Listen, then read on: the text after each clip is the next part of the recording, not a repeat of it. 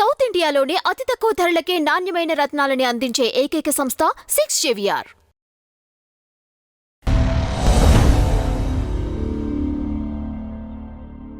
మీరు రూమ్లో అండి మీరు ఎవరైతే ఉన్నారో అసిస్టెంట్ డైరెక్టర్గా ఉన్నప్పుడు చాలా కష్టాలు ఎదురయ్యాయి, కానీ ఒక క్యాలిక్యులేషన్స్ ఉండేది మీకు మిగతా వాళ్ళతో కంపేర్ చేసుకుంటే కదా.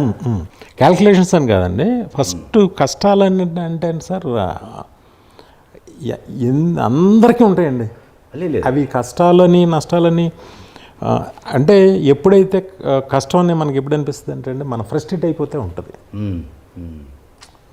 దాన్ని ఓకే కష్టం ఉంది, దాన్ని పరువుగా బయటపడాలి లోగు కాకుండా అనేది ఉండేది నాకు. ఇప్పుడు మీకు నన్ను ఫిల్మ్ ఇండస్ట్రీలో ఒరే అని పిలిచే ఫ్రెండ్స్ కూడా లేరు నాకు ఇంతకాలం జర్నీలో. మహా ఉంటే ఒక 3-4 ఉంటారు అంతే. ఎప్పుడు నా గురువులు కూడా సాగర్ గారు కూడా నన్ను ఒరే అని పిలవరు.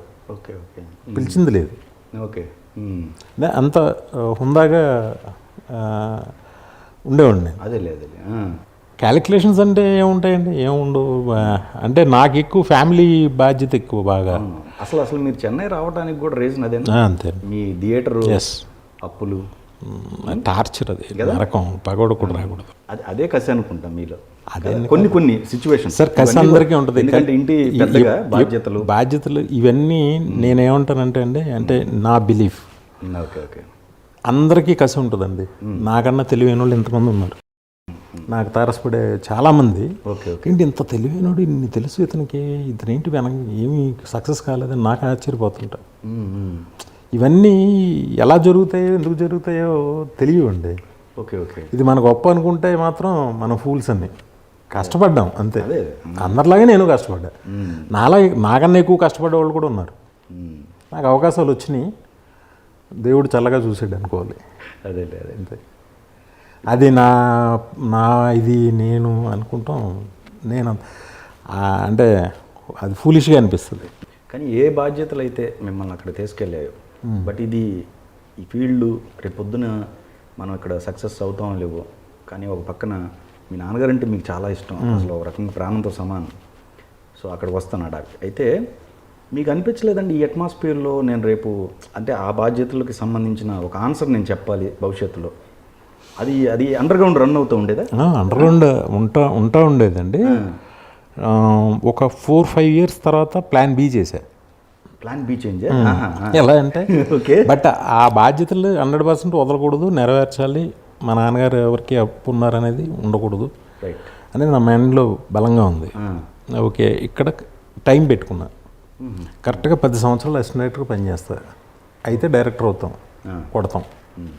లేదు, 10 సంవత్సరాలు పూర్తయిన తర్వాత ఇంక ఇక్కడ వేలాడకూడదు అని. అప్పుడు మాతో పనిచేసిన ఆయన సచిన్ గారని, ఆయన ఉప్పలపాటి సత్యనారాయణ గారని మేమందరం అప్ప అని పిలిచేవాళ్ళం. ఆయన యుఎస్ వెళ్ళాడు.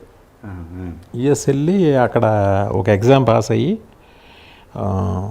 ఆ ఏజ్లో ఒక ఇది గ్యాస్ స్టేషన్కి మేనేజర్ అయ్యాడు ఆయన. కాదంటే అప్పుడున్నాడు కదా, అక్కడ నుంచి ఇలా వెళ్ళిపోతాం, వెళ్ళి ఏదో రకంగా చేద్దాం అనేది మాత్రం ఉండేదండి బలంగా. మేబీ నా విష్ బలమైనగా ఉండడం వల్లే నేను సక్సెస్ అయ్యాను. అంటే మీరు ఫస్ట్ సినిమా యాక్చువల్గా మీది లవ్ స్టోరీ మీరు రాసుకున్నది. అవును, లవ్ స్టోరీ రాసుకున్నది. చాలా ఇష్టం ఉంది. శ్రీ అని ఒక కథ. అదే ఉన్నాయి, ఇంకా చాలా ఉన్నాయి. ఆ కథ ఏంటంటే, అంటే అప్పుడు నాకు డైరెక్షన్ ఎందుకు ఇస్తారు, ఒక హీరో దగ్గరికి నేను వెళ్ళేంత ఏ హీరో పరిచయం లేదు. నేను పనిచేసిన అన్ని కృష్ణ గారివి, సుమన్ గారివి. అట్ ద సేమ్ టైం పెద్ద బడ్జెట్ సినిమాలు ఏం రావు. అందుకని ఒక 2 కొత్త కుర్రోళ్ళు ఒక హీరోయిన్ మీద, హీరోయిన్ ఓరియంటెడ్గా ఒక కథ రాశా. అది అప్పట్లో ఒక 30 lakhs 40 lakhs బడ్జెట్లో చేయాలని దాని లొకేషన్స్ అన్నీ చూసి పెట్టుకుని అది మన బుజ్జికి చెప్తే బుజ్జికి బాగా నచ్చింది. నచ్చిన తర్వాత అదే తారక్ చెప్పాం. ఎక్కడ ఫారెన్లో పరిచయం అంతే. అక్కడ అప్పుడు ఏది మీకు ఒక్కరికే పాస్పోర్ట్ ఉన్నట్టు. అవును, అక్కడ పరిచయం అయింది. ఇక్కడికి వచ్చిన తర్వాత బుజ్జి వెంటాడి మొత్తం మీద తారక్కి కథ చెప్పించాం. తను అన్నాడు కానీ అయితే నాకు ఇక్కడ ఒక చిన్న విషయం సార్, మీరు ఫారెన్లో ఎన్టీఆర్ గారిని కలిశారు, కలిసి మాట్లాడారు. ఇక్కడికి వచ్చిన తర్వాత కథ చెప్పడానికి అన్నిసార్లు తిరగాల్సిన అవసరం ఎందుకు వచ్చింది అసలు? అదే చెప్తున్నాను కదండి, అంటే రూబీ ఫ్రాంక్ అంటే రాఘవేంద్రరావు అసిస్టెంట్ అని అంటే వినటానికి ఇష్టపడతారు. ఓహో, ఓకే ఓకే. అలాగా నేనేంటంటే మా సాగర్ గారు అసిస్టెంట్ అని అంటే మాకంత ఇది ఉండేది కాదు. మాకు ఓకే అంటే ఈ భేదాలు కూడా ఉండేవి. ఉండేవి. Okay okay. ఆ తర్వాత సాగర్ గారు అసిస్టెంట్లు అందరూ డైరెక్టర్లు అయిపోయారు. అవును, మంచి డైరెక్టర్లు అయ్యారు. నేను స్టార్ట్ అయిన తర్వాత అందరూ అయిపోయారు. మంచి పేరు సంపాదించుకున్నారు. మంచి ఫస్ట్ సీన్ ఇట్లా అయ్యాడు, తర్వాత నేను, రవికుమార్ చౌదరి, నాగేష్ రెడ్డి, అవును, అందరు మంచి డైరెక్టర్లు ఎదురున్నారు. అట్లా ఎంట్రీ అంటే గ్యాప్ వచ్చింది. అట్లా అంటే అది ఏదో వదిలించుకుందాం అన్నట్టుగా రమ్మన్నాడు. రమ్మని నాకు టైం లేదు, ఒక 20 minutesలో చెప్పేయండి అన్నాడు. సరే నేనన్నా, బాబు నేను ఒక 5 minutes ఇంట్రడక్షన్ చెప్తాను, ఆ తర్వాత మీకు వినాలని ఉంటే వినండి, లేకపోతే వద్దు అంటే ఓకే. ఆ ఇంట్రడక్షన్ చెప్పగానే నచ్చింది, దొరికాడు. ఒక 2 hours నాన్ స్టాప్గా ఇచ్చాడు. బాగా నచ్చింది తనకి. అంతా అయిపోయింది, హ్యాపీగా ఉన్నానుగా ఇంకో క్యారెక్టర్ ఎంటర్ అయింది. ఆ క్యారెక్టర్ పేరు కొడాలి నాని.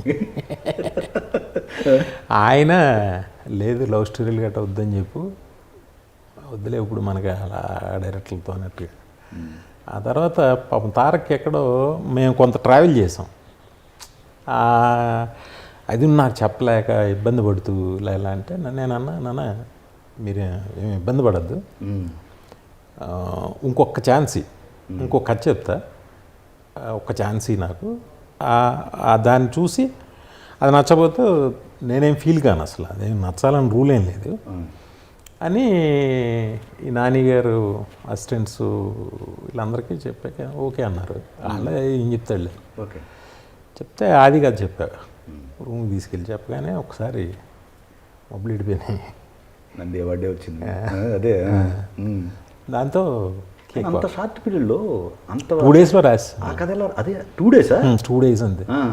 కానీ ప్రీవియస్ లవ్ స్టోరీ ఒక సంవత్సరం రాసి ఉంటుంది. అదేమో ఎప్పటి నుంచో డ్రీమ్ కదా, ఒక్కొక్క సీన్ ఒక్కొక్క సీన్. ఇదేమో నా అవసరం. నా దగ్గర 2 scenes ఉన్నాయి, 2 daysలో టకటకమని రాసేసా ఆ 2 scenes వేసి. ఓకే, కొన్ని గొప్ప కథలు ఇలా పడతాయి. అంతే. పోకిరి కూడా అంతే, షార్ట్ పీరియడ్ టాప్ 1 day అనుకుంటా. అంటే అది జగన్ స్పీడ్ ఇంకెవరికి లేదు అసలు. అవును, అది కూడా కరెక్ట్. అవును, మీరు ఇప్పుడు జస్ట్ ఇలా కూర్చుని ఒక 10 నిమిషాలు మాట్లాడాలి, బయటికి వెళ్ళిన తర్వాత రేపు సినిమా స్టార్ట్ చేయాలంటే మీకు midnight ఫోన్ చేసి కథ చెప్పగలరు. కరెక్టే. అంత స్పీడ్ ఇంకెవరికి లేదు. కానీ అవసరం రాపించింది మీకు అది. అంతే. Okay okay. ఒక బెస్ట్ ఇన్సిడెంట్ ఏంటంటే మా ఇంటి దగ్గర ఫోన్ లేదు అసలు, నా దగ్గర ఫోన్ లేదు. బుజ్జి ఫోన్ నుంచి ఒక పీపీ నెంబర్కి ఫోన్ చేశాను మా నాన్నగారికి, కథ ఓకే అయ్యాక. ఇలా సినిమా ఓకే అయింది నాన్నగారు అన్న, కథ బాగుందా నాని అన్నారు. ఆయన సినిమా మనిషే కదా. అవునవును. అంటే చాలా బాగుంది, ఫస్ట్ మార్నింగ్ షో ₹1,00,00,000 ఆఫర్ వస్తుంది. మా నాన్న సైలెన్స్, ఏంటి కోటి ఏంటి అసలు, ఆ సౌండ్ ఏంటి, కోటి అనే సౌండే లేదు కదా అసలు. అంటే ఆయన ఏదో అన్నారు, వచ్చి విన్నారు బాగుందని అన్నారు అని ఆయన ఫ్రెండ్తో చెప్పించారు. అంటే ఇది బాగా ఓవర్ కాన్ఫిడెన్స్గా ఉన్నట్టున్నాడు, జాగ్రత్తగా చేయమని సినిమా అని అబ్బుల్ గారని ఉంటారు, అత్తిలే అయింది, ఆయనతో చెప్పించిన తర్వాత నిజంగానే ఫస్ట్ మార్నింగ్ షోగానే నాకు ₹1 crore ఆఫర్ వచ్చింది కూడా కేఎస్ రామారావు. సూపర్. ఓకే. నేను ఏంటి సరదాగా అంటే నిజమైంది. అంటే అసలు ఎప్పట్లో డైరెక్టర్కి ₹1 crore అనేది అసలు సౌండ్ వినడానికి కూడా ఇది అఫ్కోర్స్, కాకపోతే జరగలేదు, చేయలేదు అనుకోండి. అదే కారణం ఏమన్నా రీజన్ అండి? ఏం లేదండి, ఏం లేదు. ఆయన ఇచ్చారు ఆఫరు. నేను ఆల్రెడీ సురేష్ గారికి చేయాలి కదా, ఓకే, సెకండ్ ఫిల్ము. ఈ ఫిల్మ్ చేశాను, ఆ కంటిన్యూషన్ నాకు రన్నింగ్లో ఉండగానే మన దిల్ రాజు వీళ్ళంతా రషెస్ చూసేవారు. వాళ్ళు ఆల్రెడీ అడ్వాన్స్లు ఇచ్చేసి ఉన్నారు అందరూ.